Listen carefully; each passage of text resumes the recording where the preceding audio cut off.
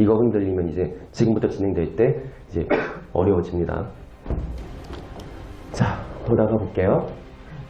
갑과 을이 매매 계약을 했습니다. 갑의 부동산에 대해서. 을이 매수인이죠. 매수인이에요. 갑은 매도인이고요. 2015년 1월 1일 날 매매 계약을 했습니다. 그리고 이제 어떤 권리가 생기냐면 매도인은 소유권 이전 등기를 해줘야 될 의무가 생겨요. 맞나요? 을은요, 매수인은 대금을 지급해야 될 의무가 생겨요. 서로의 채무는 무슨 관계다? 동시이행 관계다. 그쵸? 그래서 동시이행 항변권이라는 권리가 두 사람에게 있습니다. 그런데 대금을 지급해야지 이 사람도 소유권 이전 등기를 해주는 건데 매수인이 지금 돈이 없는 거예요. 대금을 지급할 돈이 없는 거예요. 그래서 내가 매매 계약은 했지만, 매매는 했지만 2016년 1월 1일 날 대금 납부를 할게요 라고 할 수 있겠죠. 얼마든지 일어날 수 있는 일입니다. 자, 이때 매도인이 그래 알았어, 우리 매매 계약했고 2016년 1월 1일 날 네가 그럼 대금 납부할 때 소유권 이전 등기 해줄게. 그때 우리 다시 얘기하자 했는데 매도인이 돈이 급해져서 어쩔 수 없이 병에게 2015년 6월 1일 날 매매를 해버립니다.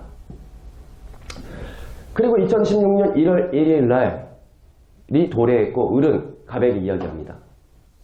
돈 준비했다고. 근데 갑은 뭐라 그랬어요? 미안하다. 돈이 급해서 팔아버렸다. 그럼 이제 을은 계약을 했잖아요. 그리고 계약의 이행의 날짜가 와서 내가 대금 지급을 하려고 그러는데 남한테 지금 바른 거잖아요. 화 나겠어 안 나겠어요? 내가 이 집을 꼭 갖고 싶었는데 계약도 했고 계약은 약속을 한 거고 청약과 승낙의 의사의 합치가 된 것이고 너무너무 화가 나가지고 을이 찾아갑니다. 누굴 찾아가겠어요? 찾아갈 사람이 누가 있어요? 뭐 권투 선수 찾아갑니까? 한 대 때려달라고 아니잖아요. 국가를 찾아가야죠. 그게 뭐예요? 소를 제기하겠죠. 소송을. 맞나요? 그럼 판사님 이야기하는 거예요. 판사님한테.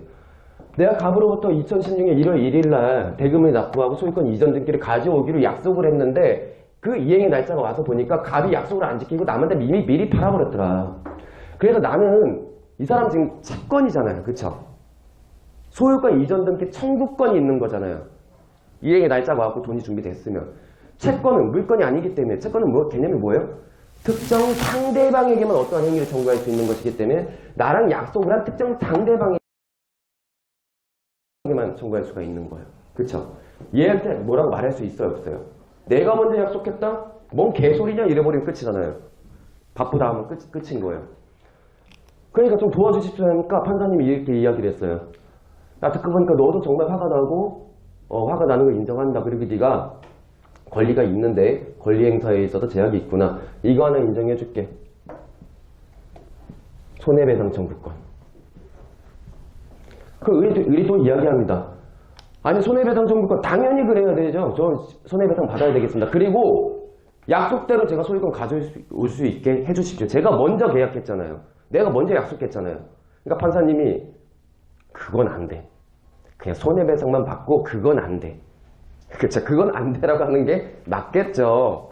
얘는 잘 살고 있는데 이게 뭔 날벼락 얘기야. 소유권 뺏기면 안 되는 거잖아요. 그래서 판사님 이야기를 하는 거예요. 그리고 을아 네가 조금 더 이제 앞으로 알아둬야 될 게 그래 법률적 지식이 없으니까 그럴 수 있어. 하지만 지금부터 알아둬. 앞으로는 네가 이런 약속을 했을 때는 이 날짜 시점이 앞으로 가등기라는 것을 해둬라 라고 이야기합니다. 뭐라고요? 가등기.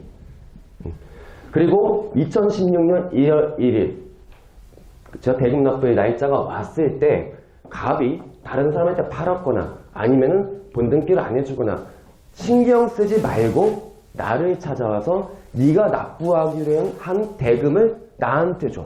공탁한다고 표현합니다. 법원에 공탁한다는 표현을 씁니다. 공탁하면 내가 직권으로 이전 등기 해줄게. 직권으로 본등기 해줄게. 내가 직권으로 해줄게. 갑과 상관없이. 이게 가등기예요. 원칙은 서로가 함께 가서 함께 본등기를 하는 게 원칙입니다. 우리 일반 매매처럼. 그쵸? 하지만 안 해줄 때는 법원의 직권으로 본등기를 할 수 있다. 대금도 법원에 납부한다. 그럼 법원이 갑한테 주겠죠? 예? 그렇죠? 법원이 먹는 게 아니에요. 본등기는 되고 법원이 돈을 먹으면 안 되겠죠. 이랬을 때 병은 크게 다치는 거죠. 맞나요? 크게 다치는 거예요. 그리고 이게 여러분들이 이런 위치에 처할 수도 있는 것이고 공부를 제대로 안 하면 경매구조 안에서 그렇죠? 본등기를 해버리니까. 그럼 이렇게 됐을 때 구제 방법이 없느냐? 아무리 그래도 그렇지 나를 좀 구제할 수 있는 것 좀 있어야 되지 않겠느냐? 그래서 법률적으로 없는 건 아니에요. 근데 현실적으로 불가능해요. 이미 내가 당시에 낙찰받을 당시에 채권자들이 줄을 서서 배당을 받아갔잖아요. 그 당시에 살고 있던 임차인이든 뭐든 다 배당받아갖고 빚잔치가 끝났어요. 그리고 나서 그 돈을 어떻게 회수할 건데? 다시 어떻게 회수할 거예요? 그러니까 법률적으로 구제 방법이 아예 없는 건 아니에요. 이렇게 됐을 때. 근데 현실적으로 힘들다. 현실적으로 거의 불가능하다. 라고 보시고 여러분들이 권리 분석을 잘해야 된다는 거예요. 그래서 앞으로 배우실 게 순위 보전 가등기 뭐예요? 지금 제가 말씀드린 내용이에요. 소유권 이전 등기 청구권 이 권리를 어떤 순위 미리 내 순위로 보전을 하고 있으면 그 뒤에 뭐가 와도 내 권리가 언제든지 행사를 하게 되면 본등기가 되는 거였잖아요. 이 논리 다 이해했었죠. 이런 순위 보전 가등기 안에서도 민법의 규정에서 어긋났으면 깨져버립니다. 선순위라도. 그럼 이걸 배워야 되겠죠. 두 번째, 순위 보전 가등기의 형태를 취하고 있지만 실제로는 담보 가등기일 때 이 두 가지 생각하는 거고 담보 가등기도 좋지만 담보 가등기보다는 순위 보전 가등기인데 깨뜨리는 게 더 돈이 된다. 이거를 지금부터 배우시게 되실 거예요. 지금 제가 지금까지 말씀드린 내용들 이해 다 가셨죠? 지금 이해 안 됐으면은